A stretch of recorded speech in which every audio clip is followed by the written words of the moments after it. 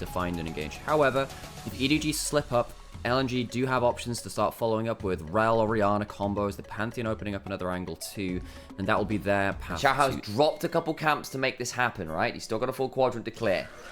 Over we come again, Xiaofeng forced away again, onto the red buff we go. I think we might just have a 3v3 in the jungle. This gets spicy, here we go. Xiaofeng coming on up, he's got the passive stack, Mortal Steel available. Mortal Will, I apologize. This ain't Yone, good double hail of arrows. I say a wee chunk, they're all on vision, needs to be a bit aware. On step forward for the auto, Palkia puts down the steadfast presence, goes on into the backside, there's a teleport coming now as well. Damage coming down, crash down onto Palkia low, but Xiaofeng down, jungler out. Now Xiaohao with the passive and the Conqueror stack can get a lot of value down onto Fish One. He's trying to go down, doesn't quite until just now. It's an utter bloodbath in the jungle. On goes down. 3 for 2 in favor of LNG as Haichao teleported into the jungle to come join in. Makes it tough, of course, with the Orianna coming down. It was always going to be a rough end of that play. Bot side, cleanse now out from Arn. Palkia now coming across, but they've gone quite deep. They've never Fish One, no flash, no cleanse. Same for Jaw. He might well be in danger because he's dismounted. Got shoved out of the piercing arrow there. Is a little awkward. Should still go down to the wind becomes lightning. Hail of arrow comes on down. That's now 3 for 3. It's madness out here. Item means that damage isn't quite there. Xiaohao will take bot tower. Bot dragon, however, on the top side, like both dash abilities backwards. Not great there from Palkia. That's what you're picking the champion for in a lot of ways. Fight over the bot scuttle now.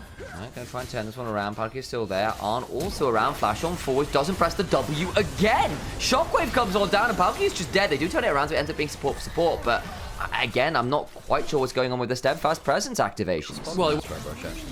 Ouch. QE comes through. Dragon started. EDG could teleport in with Xante and try and fight for the second dragon.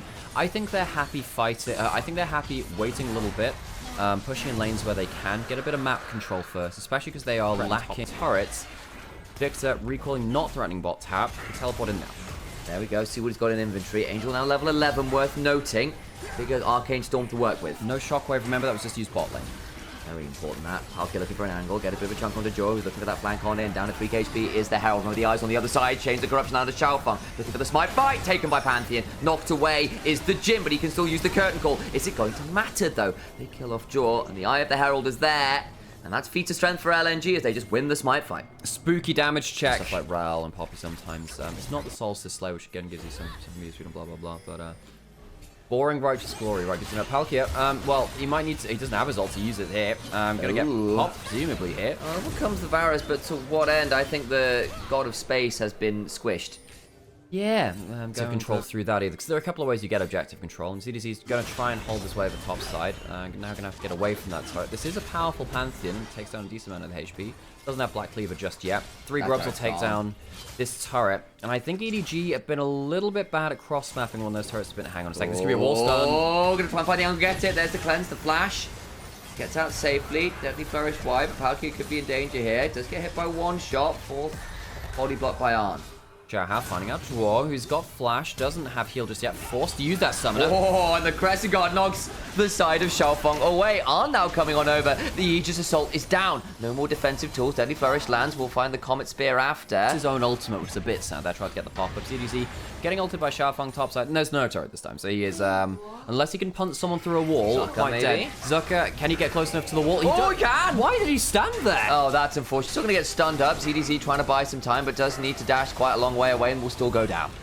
There was a genuine escape angle there because Zucker just went too close to the wall. We've played against Xante now for 2 years. Come on, you cannot stand next to walls like that. There was a flash on ZDZ. There was a chance he could absolutely make it out of there alive, but with a couple of ultimates put towards topside, Dominus, Grand Starfall, and the Shockwave, he will take him down. Tower and Dragon taken on the other side, though, so EDG do get the better of the whole map play. They do. In a much slower game, the gold remains a lot more even. At this point, I think start saying, look, I think we favor LNG as the game goes on. I can sort of see why, honestly. But when you're 1,000 gold down, use the Shinzo, I don't think there's much argument against that. Flash away from Xiaofeng, great reactions. Trying to make the turnaround happen. The steadfast presence comes on through. Poppy throws out the keeper's verdict, but the shots are coming. Misses at least 1. 4th shot goes wide, but Haichao sped up with the phase rush and just run at the Poppy. I actually think EDG had a winning angle there. The double Poppy ult could have led to some great things, but EDG backed off, thinking the play was lost. Great reactions from Xiaofeng to flash away from the Poppy. Xiaofeng has ultimate to come back into the play if he wants, but he's low HP if he doesn't get to regen. Xiao, yeah, I think they can look for this. Trying to turn around a little bit. Zaka now chunks as well. Xiaofeng, remember, at 20% HP, he can get body bot very easily here as Balky's keeping him away on. No! How did that happen? All out on the other side of the Jaw, but it's only Joy. They should be able to kill him off. Xiao with the Crescent Guard proc. That means the Atacant potentially go the other way. Your key damage member down. Flash on forward. Slice, dies. Zaka tries to get the kill, can't quite do it.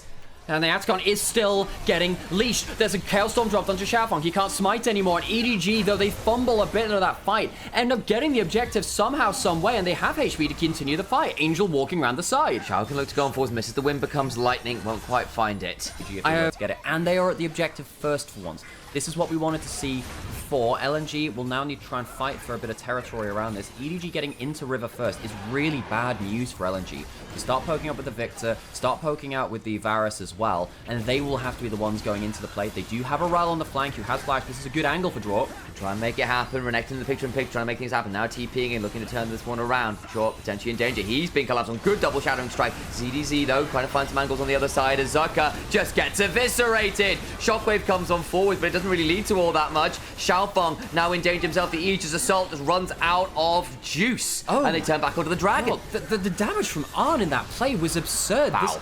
It's sometimes hard to track which character is doing the damage, but when you see those arrows popping onto someone on two different sides of the fight, you go, well, that's got to be the Varus. Arn ended up doing a ton of work with his ultimate onto the TPing Renekton, who teleports into the midst of the team, and this Renekton cannot defend against it. EDG will break open the game from here. They get to the objective first, they stand their ground, they manage to disengage well, which is something their composition absolutely can do well, and with the success of that, will gain the Dragon and the Baron. Yeah, when they don't have to go forwards, this comp looks so much easier. Onto Baron they go. Yeah, also did pick up Atacant, it's worth noting as well, so this will now be another one of those significant buffs to pick up. Haichao at the very least going to pick up the tier 1 bot side. You take what you can get, and this Ori is at least 4-0. Some stacks on the Dark Seal. Maybe something like a Cyrilda's or something, just to give himself a little bit more pen now that we are getting a little later on. But at the moment, he just gets to hit very hard with his W presses at the very least. Zaka, on that flank angle, immediately warded away. The Renekton's time of power, it feels like, is beginning to dwindle a little bit. You already said, look, their tankiness is a little bit of a paper tiger in this game. There's so many ways to deal with a HP stacker over anything else. We have...